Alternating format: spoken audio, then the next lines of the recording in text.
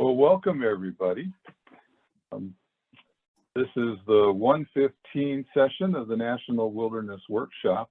If you found us, so you have found us, so let's get started. You're here for the first time today.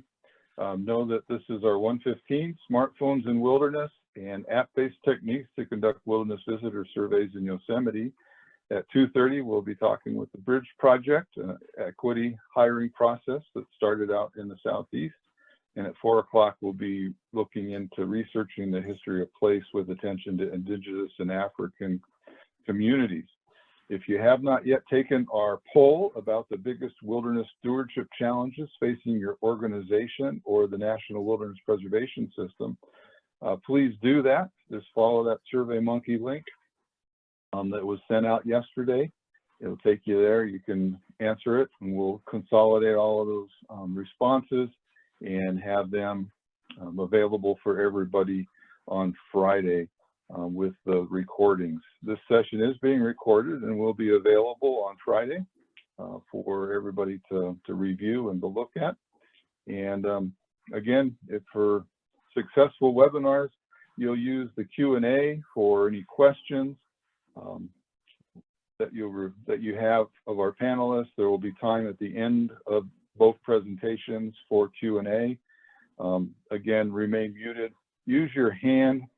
Depending on the number of people that we have in the session, we may allow an open mic at the end. If we do get to that point, use the raise your hand and we'll introduce you in and let you say your piece. Otherwise, stay engaged in the sessions. That's how you get the most out of these workshops, and try to put other stuff away. So with that, wilderness stewardship advocacy is why we're here, sharing information that will help make a difference for the places that we love and care about. And if you haven't yet seen our wilderness stewardship advocacy webinars, they're available on the Wilderness Alliance website. These webinars will help give you a grounding in wilderness stewardship advocacy above and beyond what you're going to get this week in the workshop. And we look forward to planning an event in the future where we can actually be back in Washington, D.C. like we had hoped to do this fall. So we will keep planning on putting one of those together where we can reconstitute a wilderness week in D.C. Well, you're here now to, of course, get involved with our first speaker. So Braden, would you go ahead and introduce them, and let's get started. Thank you, Randy. And yeah, good morning, people on the West Coast, and good afternoon on the East Coast. I'm really excited for these next two talks. The first talk is going to be by Andrew Rogers and Dr. Yifei Long. They're going to address smartphones in wilderness.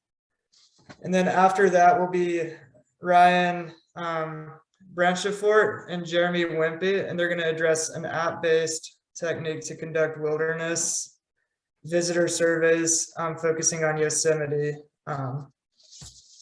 So Andrew, if you want to go ahead.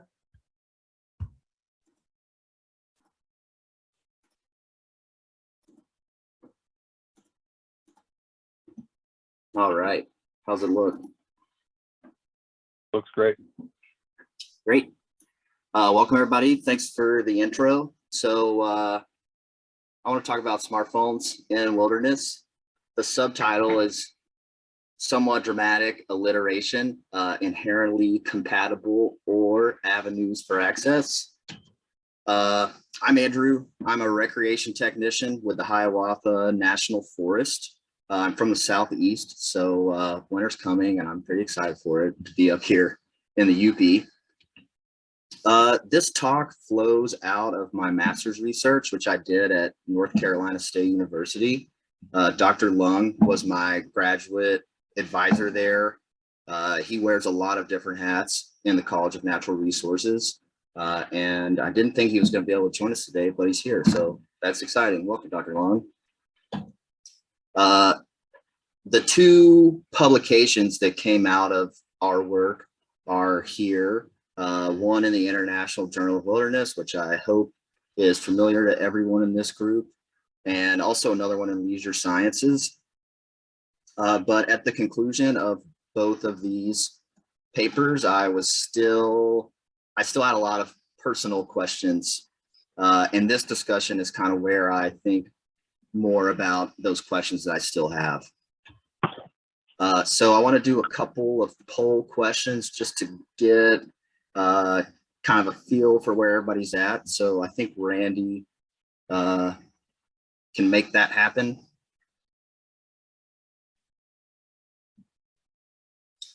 The wilderness area I most recently visited was administered by. So where have you been? And if you're not seeing the poll, it may be a browser or a conflict with your Zoom client. So unfortunately, some people may not be able to see the poll if your client is not updated to the most current version. But go ahead and those that can, please enter in.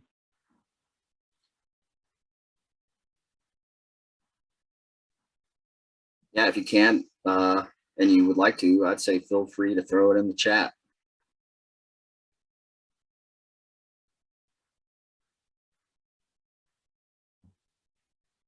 Okay. I've closed the poll. Here's the results. Wow, Forest Service well represented. I'm very proud. I'm a new member of this agency as of June. I do know the Forest Service has the most, not acres, but named wilderness areas. So that could be a factor there. Here we go. In designated wilderness areas, I believe the use of smartphones should be, and oh, looks like we're out of order. That's all right. Okay, I'll go to the right one.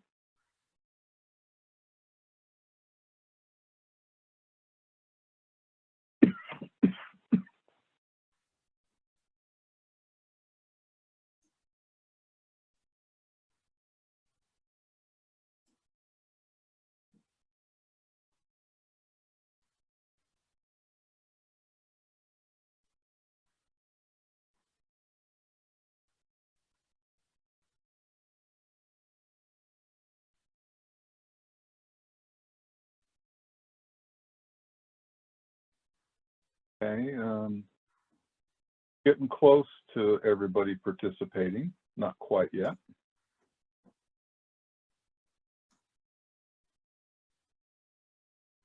Here, okay, looks like we're there.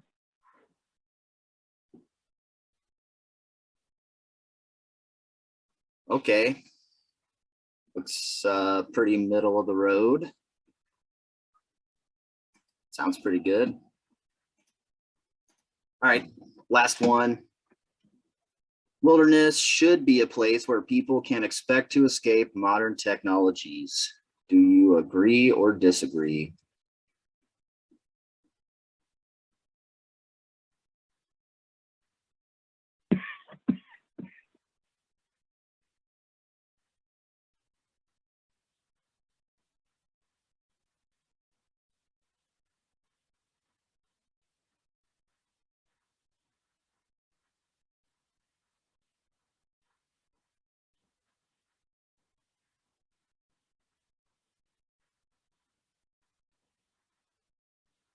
All right, I think we're got there.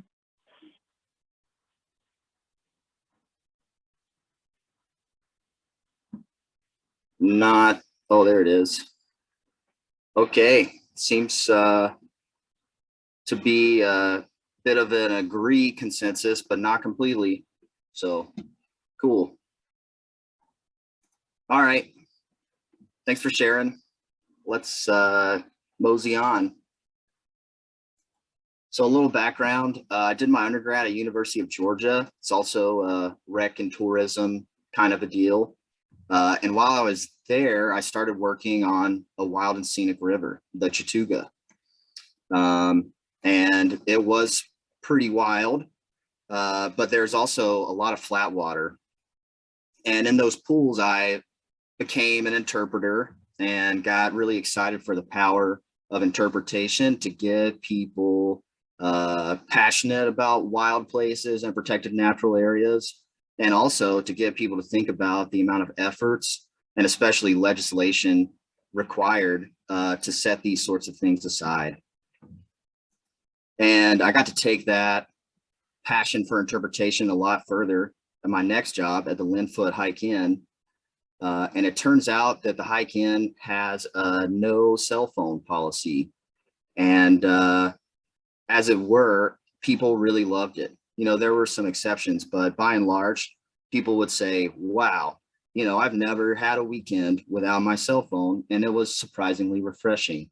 You know, I didn't realize how much the weight of responsiveness was weighing on me. You know, people talked a lot about disconnecting and how good it felt. The Hike-In happens to be on the approach trail to the Appalachian Trail. So it's about 5 miles in to the end, and then another few miles to the southern terminus of the AT, which is kind of the classic long distance hiking trail. So in the couple seasons I was there, I got to watch a lot of through hikers start their journeys north from Springer Mountain. And I was jealous and I wanted to do that too. And I started observing their gear and their strategies and kind of curating my own kit so that I could go on a long distance hike sometime. And I didn't pay that much attention to their information sources like critically, but I knew that people were using this app called Gut Hook that worked offline, no service needed, GPS enabled, tons of info. And a lot of people used books, few different ones. They all have basically the same core set of information.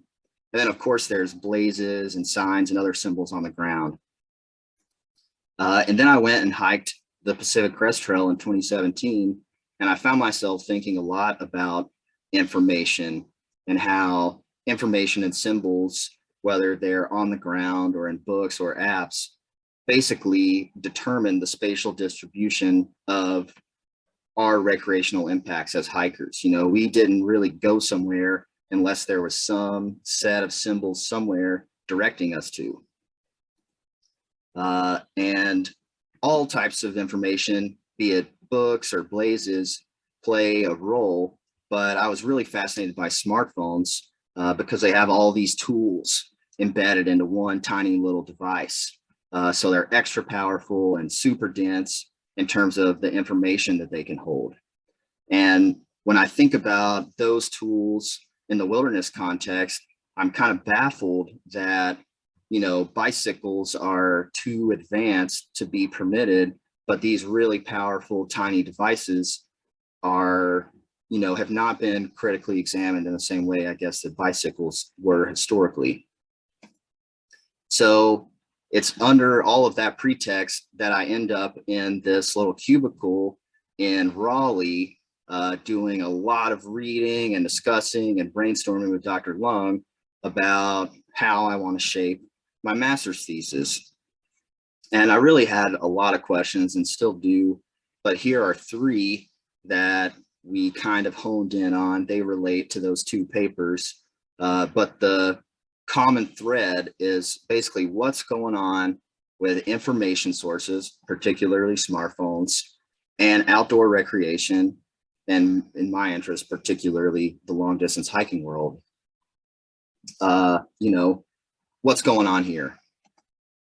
And this is a group of hikers eating their dinner, and it's totally likely that there would be some little conversation in this group about, you know, how do you like this piece of gear, or what don't you like about that? And that's very typical. Hikers have given a lot of thought to what they carry. They literally have to carry it for like 2,000 miles in some cases. So people are very intentional about, you know, the tools that they equip themselves with. So I figured, and I did some reading that supported this, that the best way to learn about what hikers think about how they make decisions and how they use information sources would be to get right in that circle as a backpacker, not the lab coat and folding table approach, but to be in the natural setting, as they call it. And I also determined that a semi-structured interview would be a good strategy. So this is where you have a preset set of questions that would be asked to all of the participants, but you're totally allowed and encouraged to go off script and just let the conversations flow.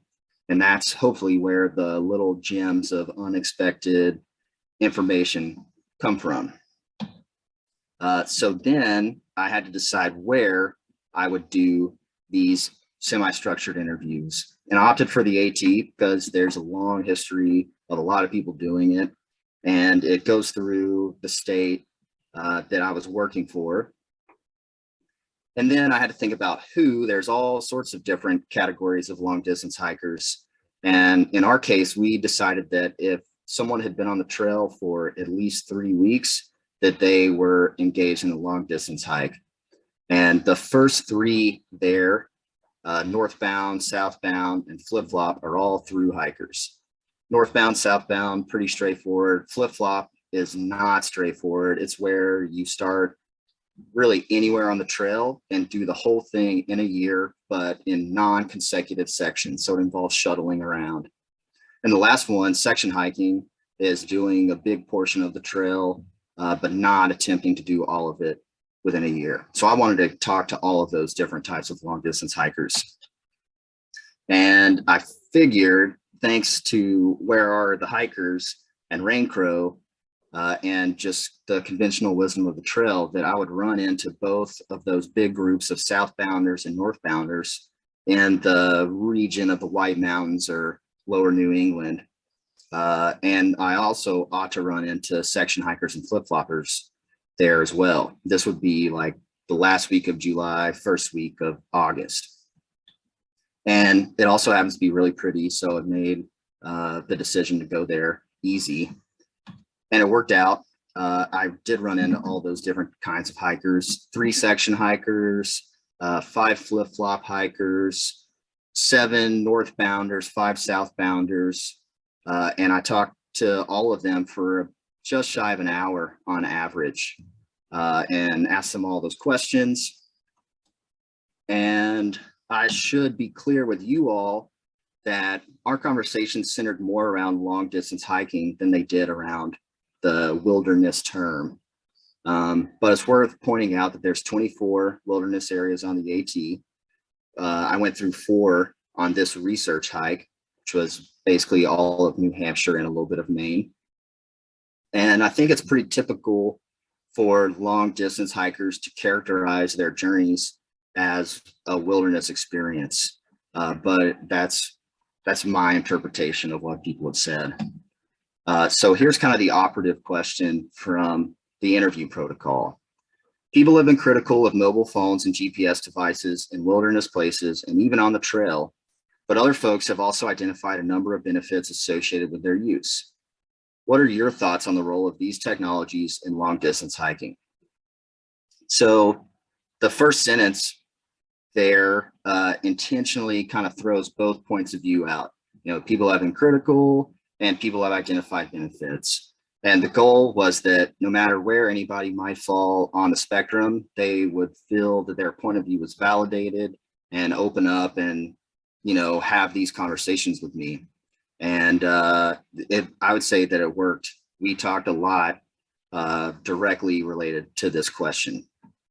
And it should come as no surprise that a lot of people saw it both ways. So here's an example of that. There's definitely benefits to technology on trail. Being able to pinpoint myself, know exactly where I am, is huge. Not having to carry paper maps and switch them out the whole time, that's huge. It's less weight I have to carry on my back. The disadvantages, sometimes we get a little too caught up, you know, on our phones in our daily lives, and now you're doing it on the trail. So in parentheses there, that means that Dan said that he was 1,858 miles into his hike, and he was using an app and a book as his information sources when I interviewed him. So this is a pretty good example of what I call the ambivalent view of technology, which is like, there's some pros, there's some cons. And for what it's worth, everybody that I talked to did have a cell phone with them. although they kind of regulated their use of it. So Sally here is one of the people who I labeled as sharing a technology resistant point of view. She says, it does change the dynamic of the trail in a distinct way. I don't know.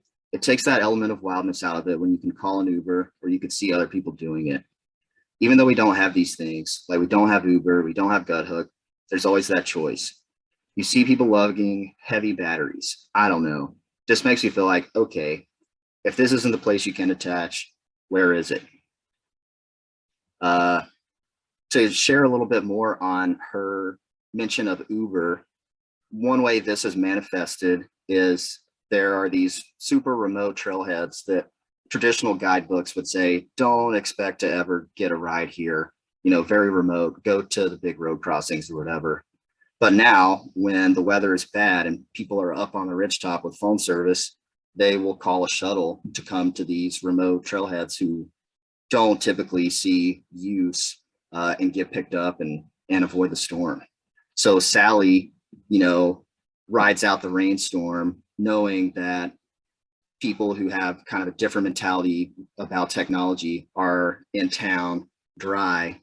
And I think that there is like a, you know, a thing where people commiserate and ride through tough times together, and phones may be driving a wedge into that, so to speak. And I really like the last line that she puts here. You know, if this isn't the place that you could get away from that sort of thing or disconnect from your phone, then where is it? So it makes me think of NPS's efforts to set aside places without anthropogenic sounds or light pollution. You know, is it unreasonable for someone to think you might not have cell service in a place where there aren't any road noises or any light pollution? So, of course, this is not for everyone, but it is important to some recreationists. And just take it back to Sally's question, you know, if not here, then where? So kind of the opposite end of things, what I call the pro technology point of view. Ben says there's no dilemma at all because as years go, things are going to change. 30 years ago, of course, there's no cell phone, GPS. People got to use whatever you got to use. But now technology makes things a little bit easier. Plus, it's a safety thing for me. So this is a pretty typical kind of pro technology point of view. But Ben's story is not that typical compared to the other participants from my research. He had the only participant I talked to that had no hiking experience. He said he grew up on a farm and walked on his farm some, and that was as close as it got. But he ended up getting lost earlier on the trail, and he didn't start with the app, but he got it, and it was a really big deal for him. He says, it's a lifesaver. It's the best feeling just to know where you're at. It's a happy feeling. It's just something good to have. It's knowing you're safe. Like I said, that time when I got lost, I was pretty scared. I didn't see a white blaze, hiked a mile off trail. Took me a good bit to get back on. So I think GPS is a wonderful tool to have. It's reassuring. It's almost like a safety blanket for me, you know, because if you're on your own, that's all you have. And then if you're an amateur like me, I need that, you know. Without technology nowadays, I think it'd be tough for the newer generation to hike. I didn't grow up learning how to read maps and whatnot. Without the technology nowadays, there'd be a lot of confusion going on the trail, a lot. So Guthook plays a big deal. There were some hikers that never heard of Guthook. And then when they heard about it and downloaded it, they were on their own. So it's awesome. Technology's awesome. And it was this conversation with Ben that allowed me to first see smartphones as an avenue for access. Basically, this app allowed Ben for the first time on the trail to feel confident and empowered. So I see these different routes into the wilderness. A lot of my participants talked about mentors and early exposure, but Ben talked about a YouTube video that got him interested. And he found himself out there and was basically liberated by his app. So, you know, different routes to the wilderness, but at the end of the day, ultimately everyone belongs there. And personally, I see that smartphones don't belong in the wilderness. That's something that I personally believe, but I also strongly feel that they're important avenues for access. And, you know, this is something that we'll continue to grapple with going forward. At least I will. It's kind of like two different views of the summit. Ultimately, summits are better with more people there. And I guess I'm out of time. So thanks. Thank And you, I hope to pick Andrew. up the discussion. Yeah, thank you, Andrew. And Ryan, if you want to share your screen and get started.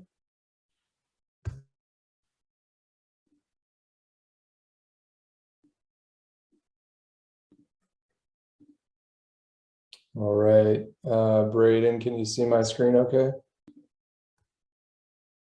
Yeah, I see you just opened up your PowerPoint. Thank you. Awesome. Hey, thank you. That was great, Andrew. Look forward to the conversation afterwards. Yeah, so quick introduction to myself, and Jeremy, my co-presenter, will be presenting himself here in a minute. So I am Ryan Branciforte. I'm the CEO and co-founder at OuterSpatial. Won't go into all my background, but I did start as a Student Conservation Association intern at Joshua Tree National Park. I ended up working for the National Park Service for a long time, as well as a lot of nonprofits. And one of the things I was seeing throughout the course of my career is just public agencies struggling with technology, specifically around mobile apps and web maps and web mapping and GIS and all this stuff I had been focused on just for so many years.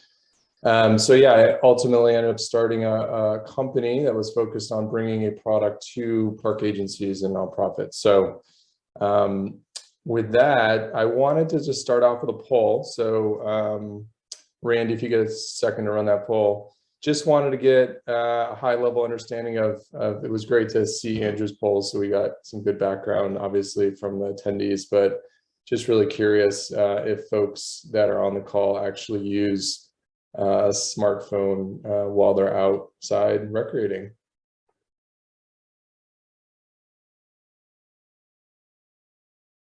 It's kind of reflecting as we're waiting for the results to come in, Andrew's poll. And I remember, you know, about 25 years of backpacking every year, never ever having a phone. And then all of a sudden starting to use it to track progress and georeference maps and things like that. So it's been an evolution for myself as well. And if you're not seeing the poll, you need to update your Zoom client, but you know, sometime between the next sessions. Let's see the results. All right, looks like mostly yes, sometimes or all the time, and a few no's and nevers. Thank you guys. It's good to kind of get a feel for the people's activities. So yeah, I wanted to kind of just take a minute to talk a little bit about the arc of why we built what we build and how, you know, some of the stuff we're doing to support the app-based survey in Yosemite kind of has evolved. I think it's really important to keep in mind that the way that land management organizations traditionally engage with visitors is, you know, in a digital kind of channel, is through these sort of more traditional routes: website, social, and email. And these are ways that public agencies and nonprofits and organizations that manage the land actually engage with their visitors. And, you know, these are not obviously going away, but as we just saw with the poll and some of what Andrew showed earlier, the way that the world is situated now in terms of how we consume information, it's a much more mobile-oriented world, for better or worse. What I found really fascinating, why we kind of focused on building an app, was if you actually dive into how people engage with information, digital information, almost all of that consumption of that information is through a native mobile application. So people are on their phones more than ever before, but while they're on their phones, they're mostly in a native mobile app. They're downloading an app from the App Store, from the Google Play Store, and that's just the reality. I think when you look at those metrics, you know, a lot of it's social media, a lot of it's Google Maps, email apps, things like that. But we all know that people are getting outside and using mobile applications to enhance their experience at scale. This is just a heat map in California from Strava. You know, we're talking about hundreds of millions of people that are using these applications, and that's just kind of a reality. I think when you look at the existing app ecosystem right now, And from a land manager perspective, there's a couple challenges that we're trying to sort of solve. One is public agencies don't have control over information that shows up in, the apps that are out there right now for the most part. So there's that lack of control. They can't put closures up, they can't put information about events and programming and maybe, sort of ways to get involved and volunteer your time and things of that nature. They don't get access to the analytics. Analytics for mobile apps are really interesting in terms of understanding travel patterns and how people are spending time in and around the park. And then the last two are about crowdsourcing. A lot of the apps in the ecosystem really rely on the crowd, and that could be really challenging for land managers when you get situations where people are kind of drawn to places they shouldn't be going, but the land managers don't have control over that.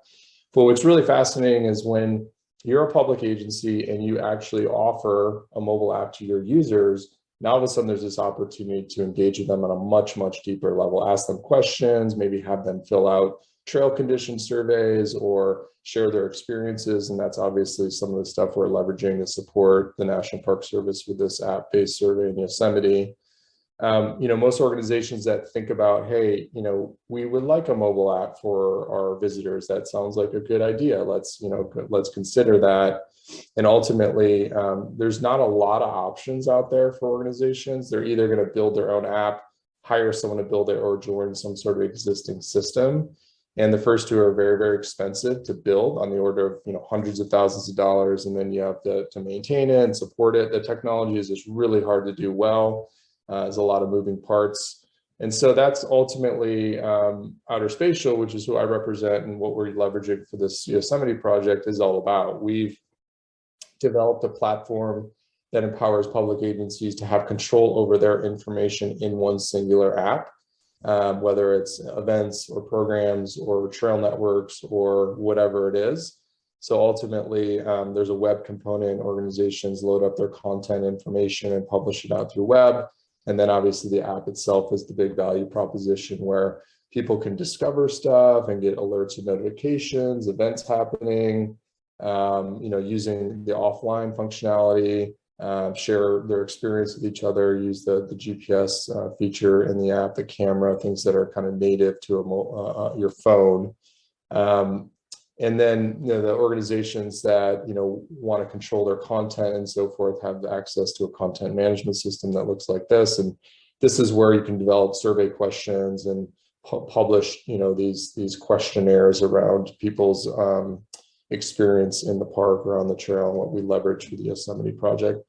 And we work with all sorts of 150 plus public agencies and nonprofits around the country right now, which is great, and the community is growing rapidly, which is awesome.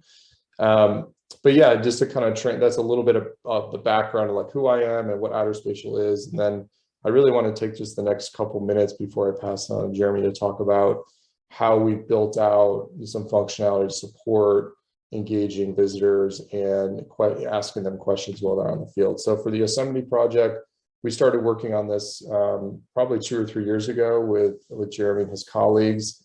And there's a couple features that we had to kind of build out to support this and enhance. And one of them is called deep links. So having like a QR code or a unique URL that if you click on that or scan that code, it's going to take you right to that location in the app, in this case, the wilderness camping study or the travel pattern study. So that's something we kind of like worked on building to support this. Obviously, registration and agreeing to the terms of service and following all the rules and regulations of, engaging visitors in a survey in a national park, and make sure they are understanding those terms and signing off on that. And then obviously that offline functionality where, you're not going to have access to the internet or to the Wi-Fi or a cell tower, if you're out deep in the backcountry. So that was something we did a lot of enhancements to. And then push notifications, just, ultimately it's up to the user what they want to have available to them. But in the case of this Yosemite effort, being able to notify people throughout the course of the day to remind them to fill out the survey. And we can actually even do georeferencing where it can sort of push a notification to, let's say the wilderness rules change when you cross, from one wilderness to the next, something along those lines. So using that kind of GPS and a boundary of a geofence to kind of push different information if the user accepts that. And then the questionnaires themselves. Obviously, the questions, the types of responses are really critical to doing good quality surveying.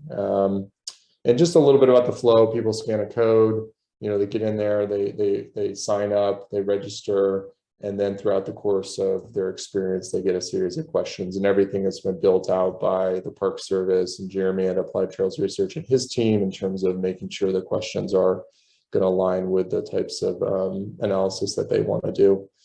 And Jeremy will talk a little bit more about that, but essentially, folks, while they're out there, everything's cached on the phone, being able to use the GPS and actually navigate the trails and using the app as a tool to help enhance their experience and, be safe out in the backcountry is a part of it. But then obviously filling out the survey and so forth is the key component. And then, Jeremy will kind of get in deeper in the Yosemite stuff, but I just want to mention that we've started to leverage this feature and this technology to support other projects. This is California State Parks is using it to inform a roads and trails management plan in Folsom State Recreation Area outside of the Sierra Foothills, near Sacramento. Just a couple of visuals, people can scan the code and take the survey quickly while they're out in the park. And then the last one I want to mention is in Hawaii. They used to do like a more sort of analog sort of check-in for hunting in Hawaii, and they're now leveraging this feature to empower hunters to check in and then fill out forms on their experience and kind of what they're taking while they're out in the backcountry. So that's been a pretty interesting use case as well. And with that, I'm going to go ahead and pass it over to Jeremy to talk in a little bit more in depth about the Yosemite project. Jeremy, take it away. Thank you, Ryan. Some great conversations going on in the chat around the topic of smartphone, cell phone use in wilderness. And I'll try and get through my presentation here so we can have some group discussion on that, because I'm really excited for that topic. And thank you, Andrew and Ryan, for setting the stage here. I'm going to talk pretty briefly about our Yosemite work that Ryan just alluded to. I do want to thank our team, including the wilderness managers at Yosemite National Park and their neighboring Forest Service units that helped administer components of this survey. Obviously, Ryan's team at Trailhead Labs was super helpful and integral into development and operation of that app component of our research, as well as other colleagues at the universities, Oregon State University and Penn State University, some colleagues there, both Ashley D'Antonio with Oregon State and Dr. Nathan Rigner over at Penn State as well, supporting our project. So, and numerous others that I'm forgetting in field staff, et cetera. But let's jump right in for getting through this on time. A quick overview and orientation to folks, hopefully you're familiar with Yosemite National Park, one of the big Y parks, super visited. It's over 95% of its land base is federally designated wilderness as per the 1964 Wilderness Act. It has extremely high visitation. This was pre-COVID, we could say that. We can continue to say that post-COVID, or during COVID here, I should say. And recognizing that that visitation has been dynamic over the years, excluding what we saw in terms of outdoor recreation use during COVID times when folks were able to free up their schedules and recreate more. But while it is 95+% federally designated wilderness, there is some front country that's severely developed, heavily developed. And then as you see on this map, the purple dots represent hotspots that the park and their partners have identified centered around high use in the backcountry and wilderness settings. And these are centered on some of the High Sierra camps, if you're familiar with those, horse serviced backcountry camps, and then other designated or undesignated geographies of interest to folks. And a lot of these are clustered along the areas of the park that overlay with the Pacific Crest National Scenic Trail and the John Muir Trail, two really high use, long distance trails one that terminates there in Yosemite in the valley, the northern terminus of the JMT, and another that kind of crosses through the northwest portion of the park, the PCT. So managers in Yosemite, wilderness and recreation managers in particular, are tasked with managing these two: wilderness character and wilderness regulation, recognizing that high and dynamic levels of use play significant roles in impact to both natural resources and character of the natural qualities of wilderness, but also the visitor experience qualities of wilderness. They developed some systems over the years to deal with what we're looking at in this photo here.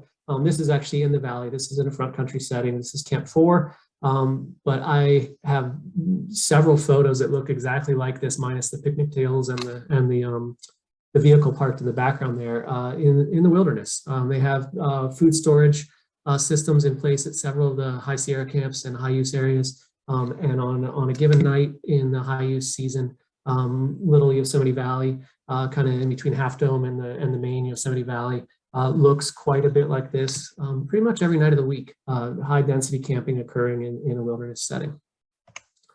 So the managers are seeking to balance overnight use with wilderness character and quality. And they have these questions on their mind. Obviously, the Wilderness Act and the wilderness managers can work to manage for which wilderness character and quality metrics they're seeking to monitor and act towards. And they have a system in place in Yosemite to try and regulate or ration or quota overnight use into these wilderness settings, in these backcountry wilderness settings. And they do that through a trailhead permit quota system, which we'll review briefly on the next several slides, and as well as education. Someone mentioned in the chat, leave no trace information, and education and signage and outreach through these apps and other media that are connecting with our visitors, in addition to traditional messaging in parks through ranger contacts and signage, et cetera. So the permit system that's in place in Yosemite National Park got its roots back with Jan van Wagendonk in the 1970s. He did some studies back then, recognizing degradation of wilderness character and natural resources in the backcountry. He studied visitor use travel patterns. So they looked at how folks moved across that landscape, collected data on that, and created the original and still in place trailhead quota entry system. Obviously, with dynamic use, the managers are updating the way they manage those quotas, pushing down and dialing in or out different terms related to certain trailhead entries, as well as the level of use that's allowed to enter for overnight use at any given trailhead across the park. They updated this data in the early 2000s, and remember that that's pre-smartphone. First iPhone, I think, was 2009. I don't know if Ryan mentioned that in his survey, but sometime in the early 2000s, Colorado State University did a study. And then in 2010 and 2011, Dr. Steve Martin from Humboldt State University, one of his graduate students, revisited the travel pattern models of Jan van Wagendonk to help the park get some more current baseline conditions for visitor use in the backcountry. In 2020 and 2021, our team that I mentioned at the start of the program here, my portion of it, are working with the park to capture that travel pattern data and help them provide that information to them so they can manage their wilderness management through this trailhead quota system. So I'm going to give you the nickel tour here. Wilderness is divided into 57 zones across Yosemite National Park. It has over 750 miles of trail network that cover that same landscape, as well as several roads that connect the valley and across the northern part of the park. There are some roads that provide access to additional trailheads. And then they have 55 permitted trailhead location entries for overnight use. They allocate a certain number of entries per trailhead per day. And in some cases, they have additional constraints on a trailhead entry. For example, a trailhead entry might say, you must enter at this trailhead and you must camp further than 1/2 mile or 1 mile along this trail in this direction. So basically passing a hotspot and camping further into the wilderness. So some of those have additional constraints. And they manage that system relatively, well, I won't say relatively, they actively manage that system year to year based on information they're gathering with their wilderness backcountry staff and looking at allocation and use of permits year to year through their systems. So our study sought to update the Van Wagendonk and those travel patterns, which you're seeing on the left part of the screen right now. We wanted to capture 2020 initially. With COVID, we moved it to field season 21. We wanted to capture those travel patterns for the park so that they could be compared and contrasted to the previous data sets, as well as managerial knowledge in the space, and so that they can have that information to further adaptively manage their trailhead entry permit system. Recognizing the effort of being out on the field to collect those travel pattern data in the traditional methods, we also disembarked on a visitor survey to assess wilderness character and perceptions of wilderness character from visitors' perspectives. and capture natural resource and site conditions in the wilderness monitoring component that you see there on the right. So obviously our methods sought to, in the travel pattern space, really sought to replicate previous methods. We did this in 3 different data collection periods. So early June, or our early season in June, it was going to be late May or early June. There's typically snow in the high country. Some of the roads that pass through the park are typically closed. And so there's a very different distribution of use because of the presence of snow on those roads. And in the high country, folks are more recreating down in the low country, and they wanted to capture those use patterns specific to that early season. This also in 2021 aligned with the time where we typically see our northbound PCT long distance hikers. So the through hikers starting in Mexico going to Canada with the snow conditions and the fire conditions and the ground conditions in 2021, we were seeing those PCT users passing through that northwest corridor of the park during our early season. We also captured a traditional high use season in July and August. That photo of all the campers on top of each other there in the valley, that is July and August in this park. If you haven't been there, it's worth experiencing. Wilderness like no other. In fall, cooler temperatures arrive, snow starts to fall up high, and you will see a different use pattern as a result. So we captured data again in fall, and we used 3 different data collection tools. The first 2 are our traditional tools. And so we're looking at travel diaries, which are handed out to visitors when they access the park, when they pick up their wilderness overnight permit. They're given a paper booklet that asks them about their group size and characteristics, their intended trip routing, so their entry trailhead that they're permitted at, how many days they're going to be out, and their routing and such. And then the next section of the travel diary is a series of maps that the visitors mark. So they mark sequentially on the map their camping locations for the duration of their trip. And then a little exit survey at the end. If they ended their trip early, or if they went further than they expected or went longer than they expected, we asked them those questions. And finally, a quick question bank on their satisfaction with taking part in the travel diary survey. The next traditional method are visitor intercept surveys. These typically in the past would be paper-based surveys. We administered these on our smartphones in the wilderness to capture data from visitors. So we'd go to those 35 hotspots that were identified. Our field staff would approach campers in the evening, usually around dinner time, and ask them if they would be willing to participate in our study. We'd record the data in Qualtrics as if they were taking the paper form response. We had prompt cards and all of that fun stuff that were analogous to a traditional paper survey. And then we left them with what's called a morning card. So we had a night survey that we administered in person. We gave them a morning card that they would then hand in at the campground or return with their bear canister or drop at the park on their way out, that we would capture information about their experience overnight. They fill that out in the morning and reflect on their time that evening or through the night. And then the third data stream that we collected was using the Trailhead Labs app that they worked to develop the challenge and the things Ryan just described for us for this. We administered these using personal devices. So we weren't asking folks to take an iPad from the park or an iPad from our study team and run that through the process, but instead use their personal device, onboarding in the manner that Ryan described. And I'll briefly touch on in this slide that you'll recognize from his work there. Yosemite allocates their permits on a rolling basis, starting about 6 months before your entry date. And so we have email contact via the permit system and permit program that the park administers. And so we were able to attach our recruitment message to their messaging. And then about a week before their permitted start date, we try and recruit them into this. And again, the flow here is they install OuterSpatial through a deep link, which takes them straight to the questionnaire or the challenge, where they can complete their group and trip plan questions, which are analogous to the start of that travel pattern, travel diary that I just discussed on the last slide. While they're on their trip, once they're in the park, the app has a prompt at 6:30 p.m. on the night of their first night, requesting them to complete a night survey, which is analogous to the intercept survey, night survey that we administered in the field with our phones. And they then in the morning complete, and analogous to the morning card, the same on their phone. This cycle repeats until during the last morning question, they say that they're exiting their wilderness trip.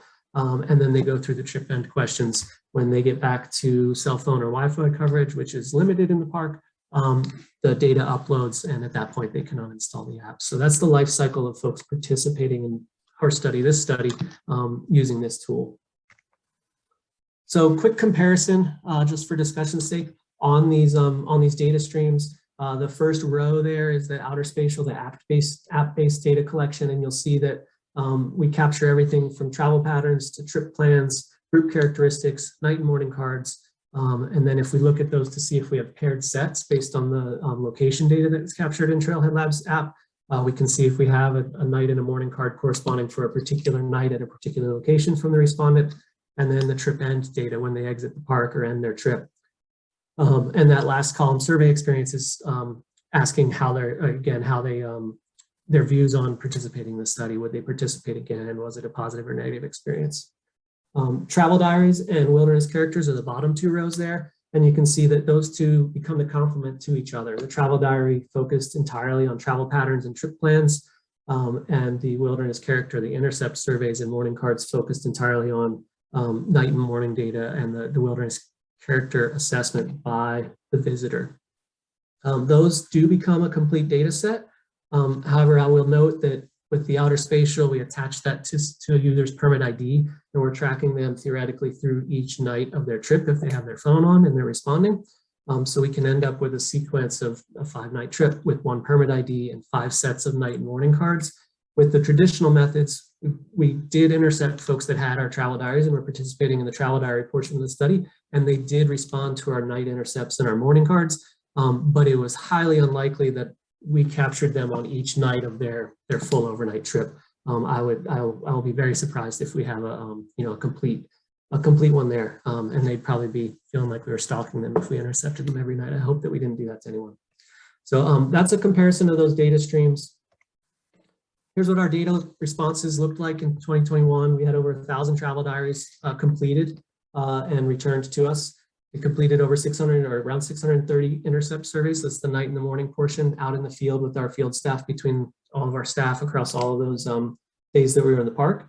And our app-based respondents, we had 772 responses. And then if you drill down, as we saw on that last slide, folks kind of tapered off, their battery died, they put their phone away, something or another happened. We did have some folks convert to a paper travel diary with us in the field if they were having issues or didn't want to use their phone anymore, their battery was dying. And so when you look at that completion rate, we had 35% completion rate, 269 responses that complete night and morning cards that were paired all the way through to trip end.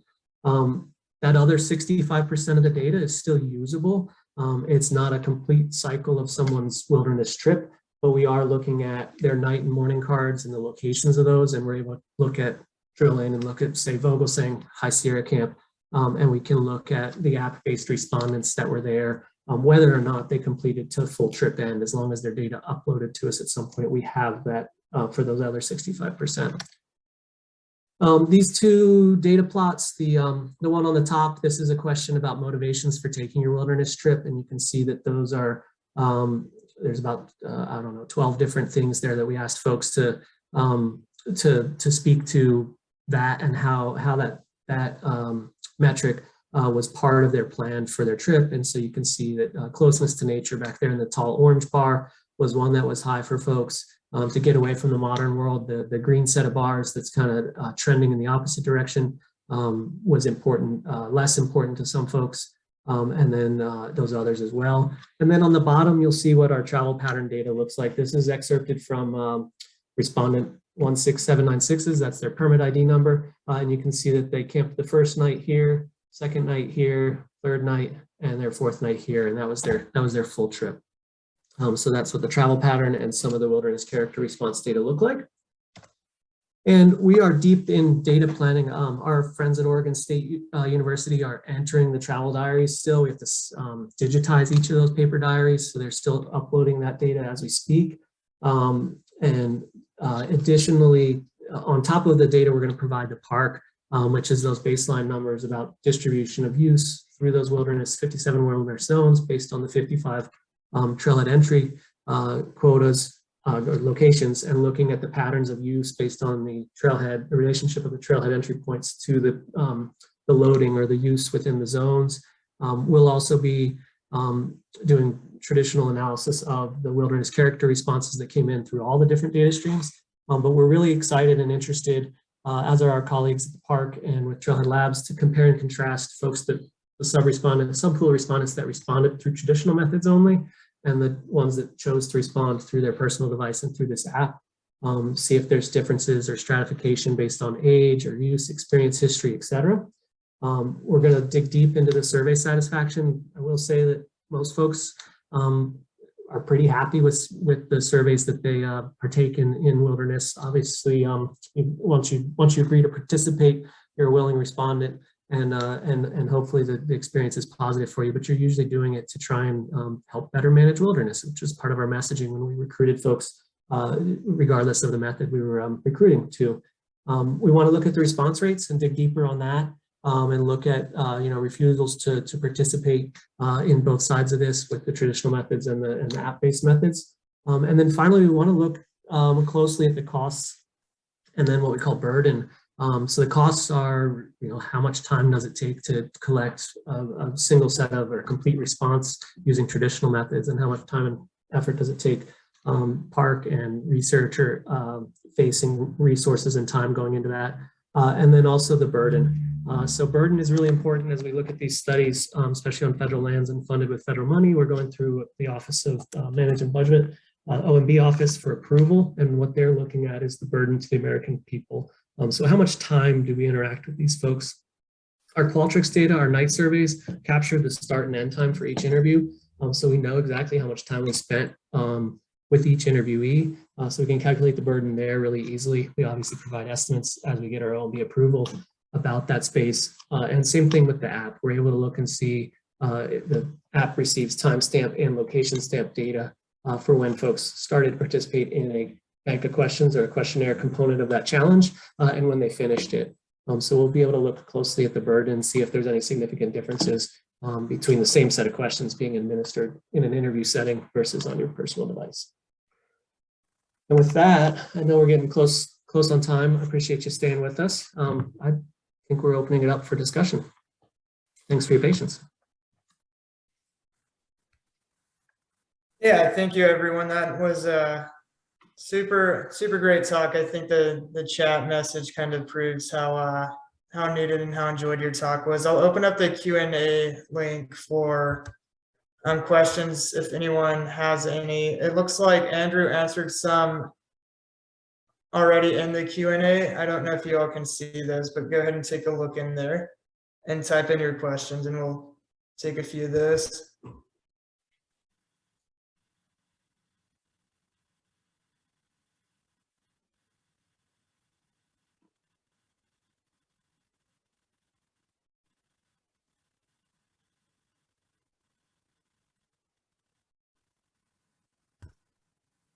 You can also type them in the chat if anyone wants to.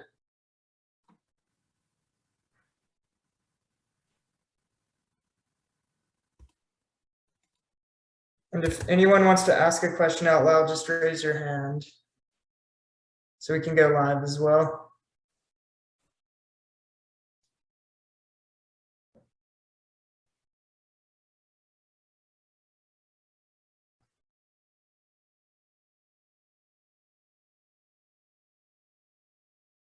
Quiet audience out there.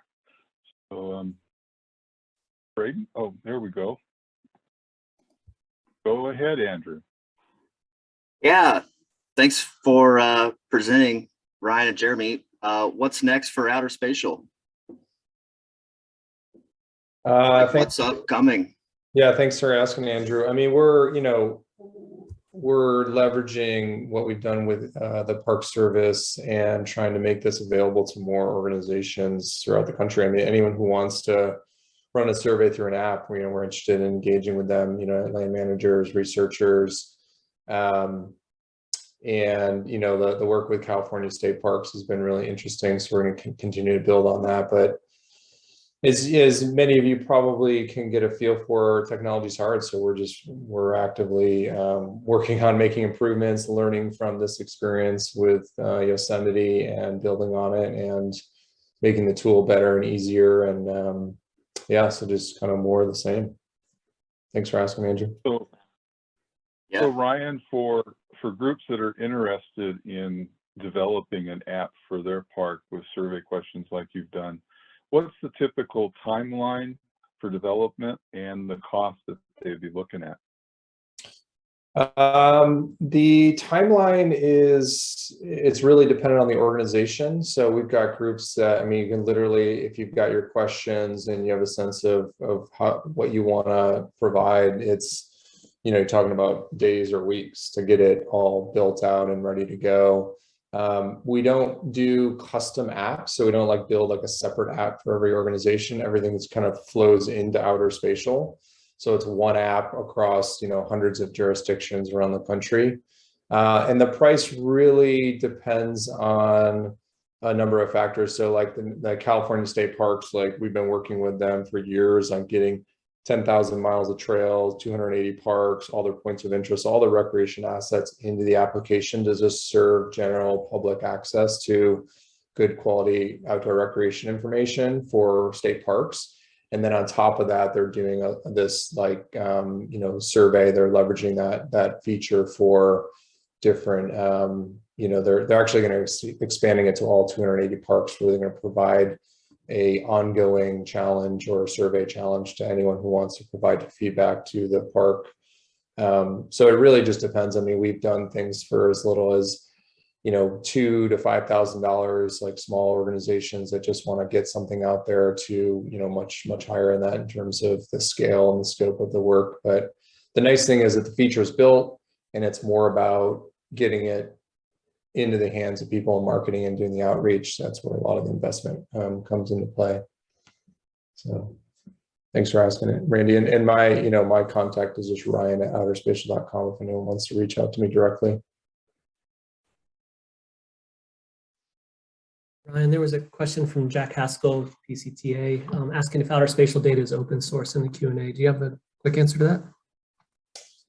Well, everything that goes into OuterSpatial is owned by whatever organization puts it in there. So we don't take ownership of that information. So whether it's photos or descriptions or park boundaries or any of that content, it's, we're just a channel to get it out to the community. So it's really coming from the source. The source of truth is the organization. And then any organization that, has a license to the platform, all of that data becomes their information, and they make a choice whether or not they want to open source it and make it available to others.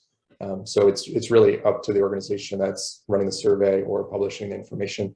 Most of our organizations that we support have like open data portals where they're providing their data as open source data already, and then they're just through like an ArcGIS system or some sort of data download.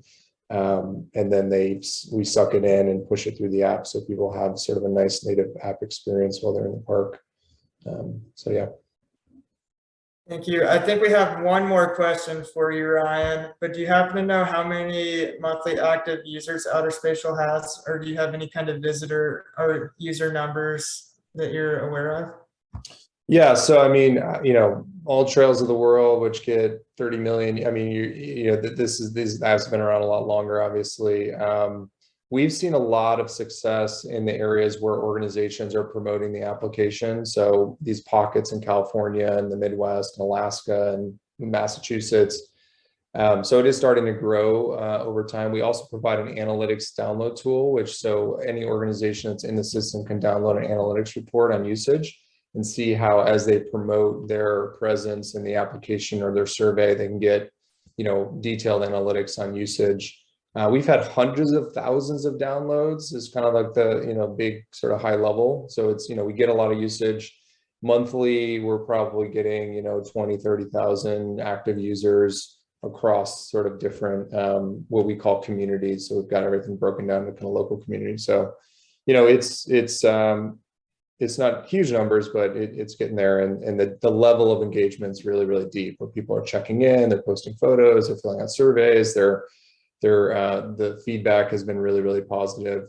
If an organization's not in OuterSpatial, we don't have a really great user experience for areas that don't have coverage. So we're just really trying to empower any organization that wants to have a presence, have a mobile app presence for their visitors, to be able to do that in a cost-effective and easy way and not have to get bogged down by the challenges of the technology. So Thank you, Ryan, and thank you, Andrew, Ryan, and Jeremy. I think these talks were great. It was really nice to hear about an app-based monitoring technique in smartphones along the AT. So I do appreciate your time. I think we're transitioning into a break now. So if you all want to return at 2:30 Eastern time, that would be fantastic. And thank you, the speakers, for your time.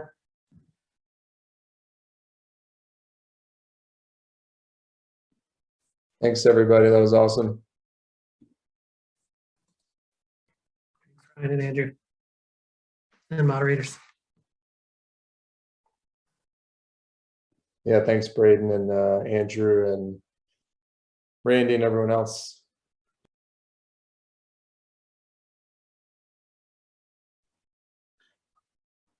Yeah, really appreciate the opportunity to participate.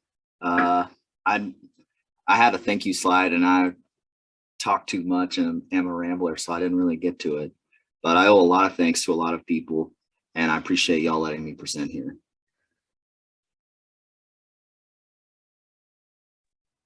You're welcome. Thank you, both Andrew and Ryan and Jeremy. We appreciate you guys participating in the National Wilderness Workshop. And as Braden said, we're going to take a quick break. We'll get our next panelists lined up. Come back at 2:30 for the Bridge Project.